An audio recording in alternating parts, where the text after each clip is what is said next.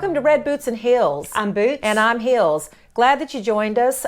We've got to sit here for a second and just take it all in. Yeah, take it all in, and we definitely want to let the audience know and all of America know that, because we've been kind of under a little bit of depression about 9/11. I think a lot of Americans are, because there's no way to forget it, and you shouldn't forget it.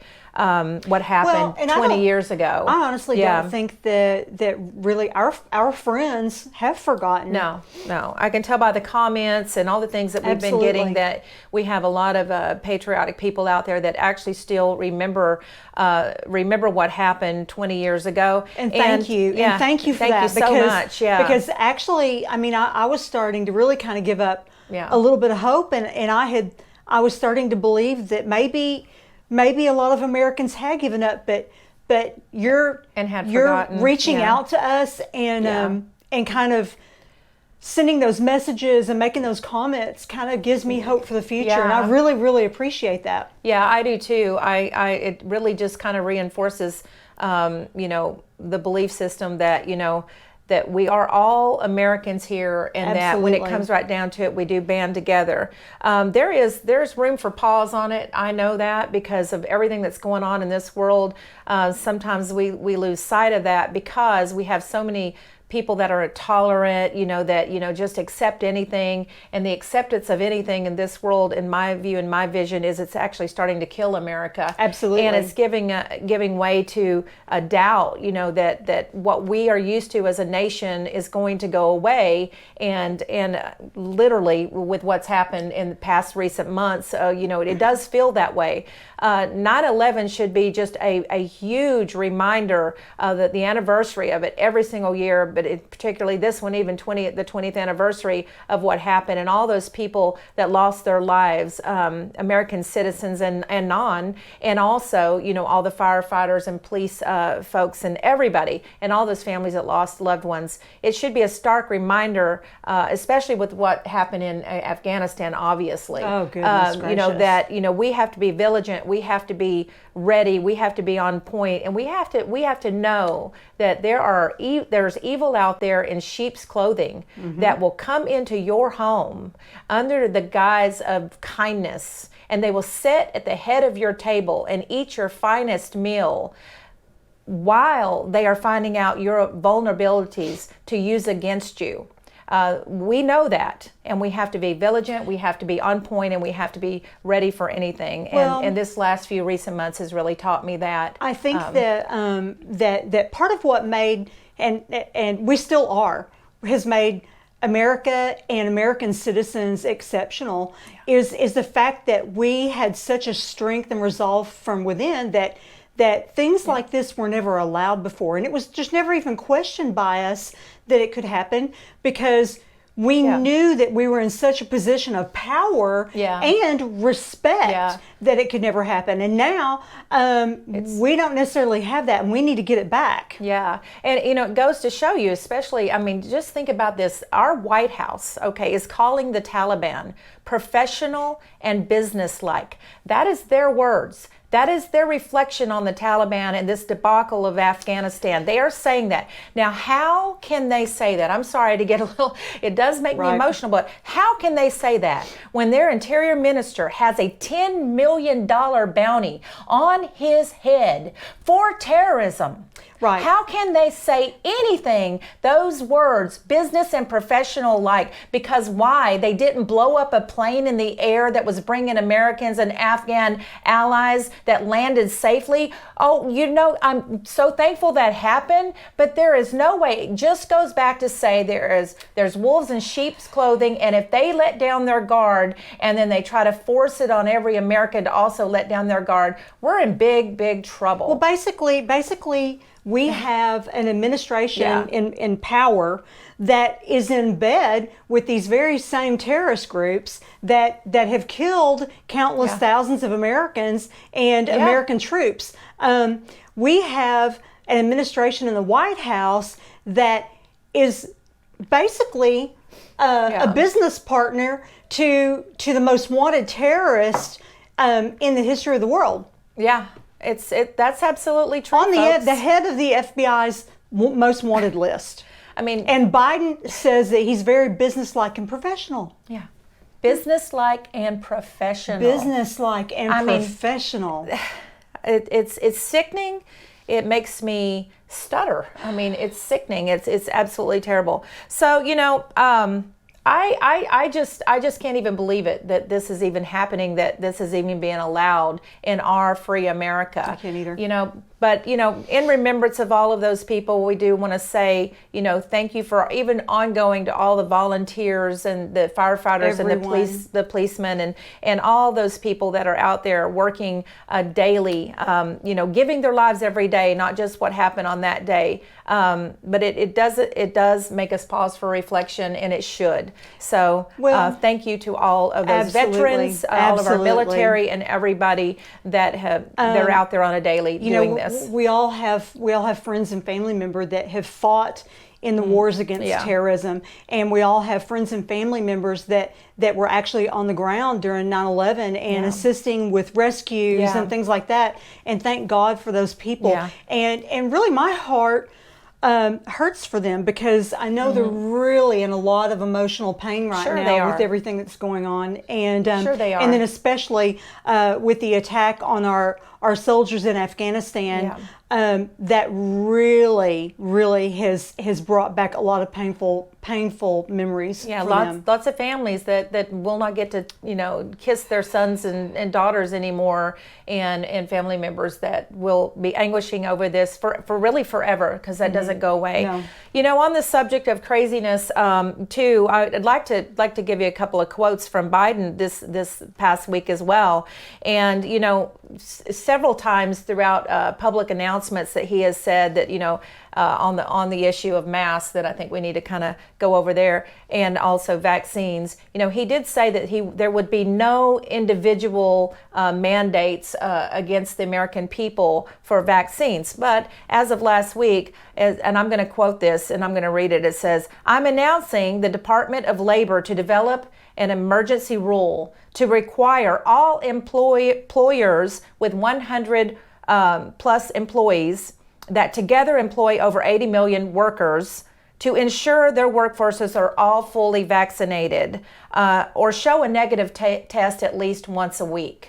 So that again is another stark contrast to what he, as well as Fauci, said, that there would not be, and you could not force somebody to get the vaccines. So now it's completely reversed. Well, I mean, just so you know, American people, why anyone would trust anything this administration says, I'll never know. Yeah. Because all they have ever done is lie.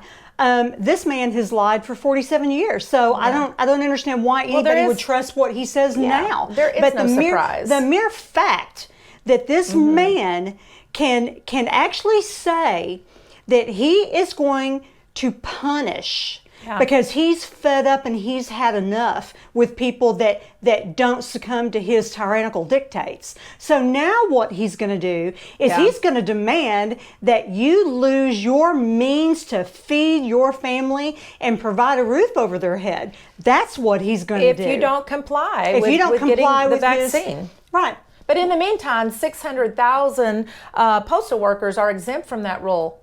Why do you figure that is the case? Well, no. Why do you have? I don't even understand it. I mean, I'm not saying I'm unhappy about that too.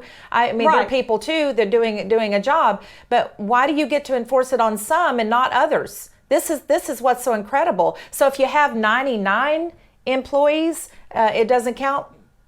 These kinds of things that make no sense whatsoever is why the American people are not just laying down and going for this. They want answers, and they want it to make sense. I've said that on several podcasts already. We've said it since the beginning. Right. But what we have to do is we have to have an organized effort. We can't just sit back at home and say, well, I'm just not going to do it. Okay, well, what are you going to do whenever these maniacs say that you can't have a job and that you can't have a bank account and that you can't receive medical treatment at a hospital for a car wreck? What's going to happen when we just let them, we allow them to take bite after bite after bite of our God-given freedoms and liberties until we have nothing left. And basically that's what's happened. Yeah. And in his words also, he says, any governor that resists those efforts, okay, that he will use his power as president to get them out of there. Does this tell people he literally what we're is dealing saying with? that, folks, that he will use his power as president to punish, to get those governors gone that resist, because he says that they are in fact helping people die. Right. Those are his words. Which is ludicrous. I mean, can you believe that? That just makes me sick to my stomach. They've done a study just came out that said that young boys actually that have the vaccination are 5 times more likely to have a serious illness related to that than to not recover from COVID-19. So go figure that. Well, there's a lot of governors. Governor Rickett just call him out as saying that he will fight this tooth and nail.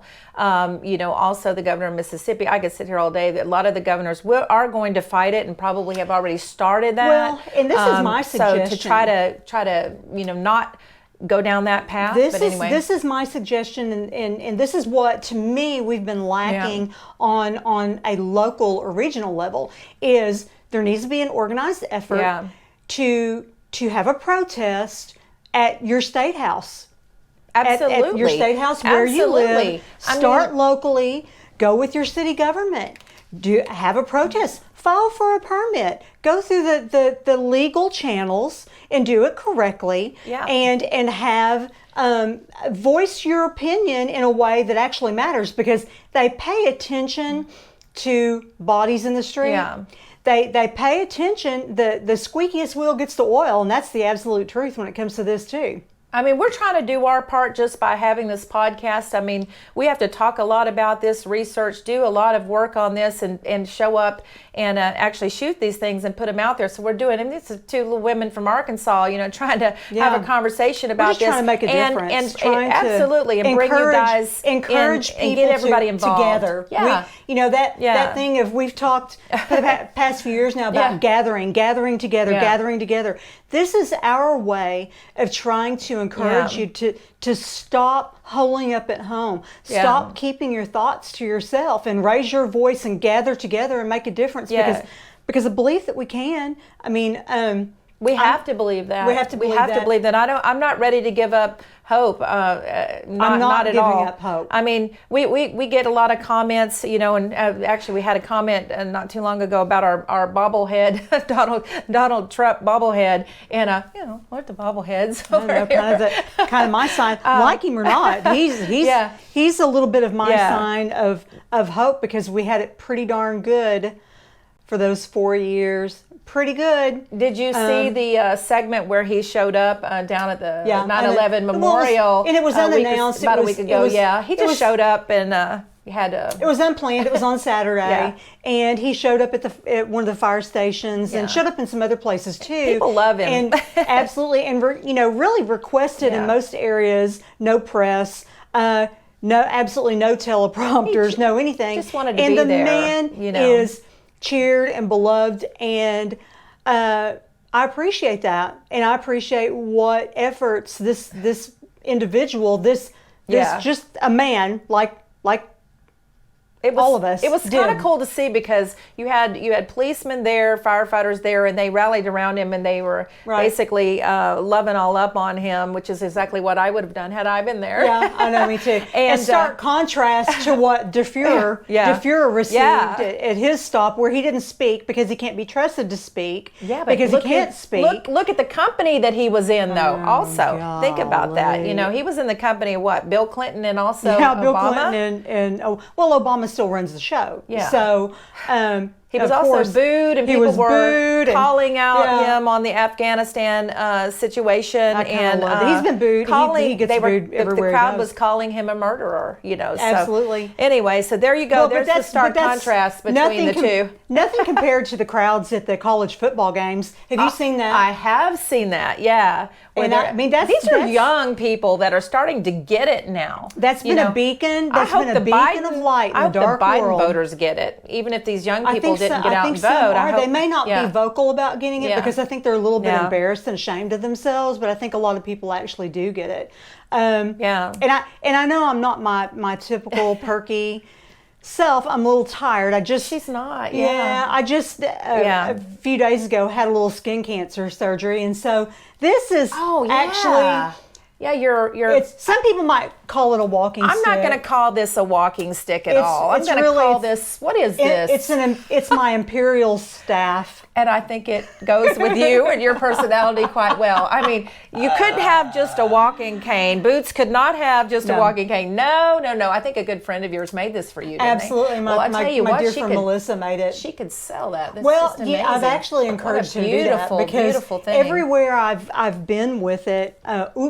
Because I'm supposed to have been off my feet. Yeah, well, she's not doing a very good job entirely of that in bed people, for a week, but I haven't really done that. So I'm not my usual perky self, but I'm here because I believe in the message, and I believe in you, and I believe every time that I'm sorry I'm emotional, but every time that I get on our YouTube channel and I see the comments. And I see the messages from all of our new friends out there. It's been so encouraging to me, and because this really comes from a place from the heart. And so I'm here. Yeah. I'm here with a swollen, bandaged up leg that's got a gouge out of it this big. So because I believe in this. Yeah, and I was going to bring up all my battle wounds. You can see I'm so scratched up, and I'm so sorry, tore up. people. I'm sorry. But they don't, obviously, it here's in comparison to what you've got and have happened to you. But certainly we get eat up a lot with rescues, for sure. We do. But, we do appreciate you joining in, and we do appreciate your comments, and definitely just want to kind of call it a close, I guess, on that, and just tell you again that we love you tuning in. We love your comments. We love you. Yeah, and we really do. We really do. We love America. We love the people in America. And again, just as a footnote here, let's band together and let's have a voice and let's lift each other up. Definitely. So I think that pretty much closes it for the day. Just kind of a recap on a few of these things, and just let you know that we appreciate you a whole lot, and we'll just please subscribe to our YouTube. That does help. That does. As well. Check out our Pets and Politics again as well. And if you want any of these little handy mugs, you're welcome to go on our redbootsandheels.com website and order those. That actually helps us out as well as fund some of those rescues as well. We're missing our dogs today. I know. We didn't really want to hold one while her leg is in this situation. We couldn't take a chance on one of the pups getting up on my leg. That's so true. I'm but sorry. Anyway, no doggies today. Not today. Well, there'll be doggies today, but just not in here. Right. But anyway, we do appreciate you. So we're going to say so long for now. Until next time. And God bless you and God bless America. Absolutely. Bye-bye. Bye-bye.